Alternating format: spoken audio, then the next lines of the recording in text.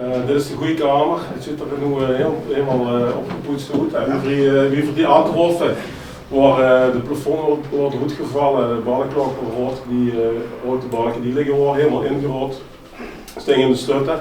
Unique selling point van deze ruimte was de wandschilderij.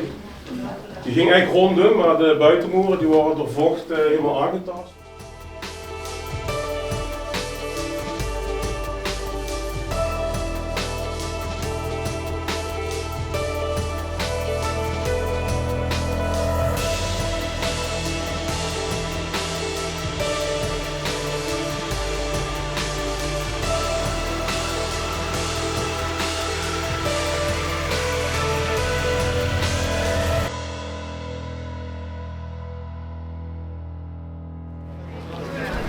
Heel erg welkom iedereen, alle betrokkenen bij de Gratemermolen. Ik denk een hele bijzondere plek in het dorp.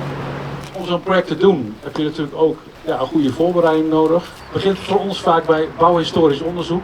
Wat is dat nou voor pand? Wat weten we ervan? Wat zit er in de archieven?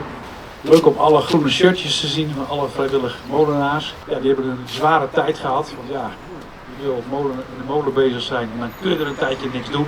Nou, nu kunnen jullie weer volledig los.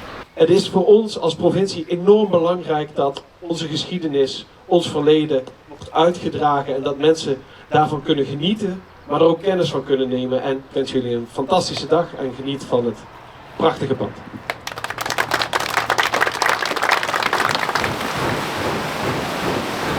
Bij ons steunpunt landschapsbeheer was er iemand die had een appelras ontdekt. Die heette de Renette van Gratum. Echt origineel bij dit dorp, aan dit dorp verbonden appelras.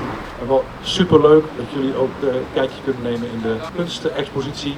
Allemaal kunstenaars hier uit het dorp. En je ziet eigenlijk gelijk hoe mooi die kunstwerken tot z'n recht komen als ze gewoon op een kale muur hangen.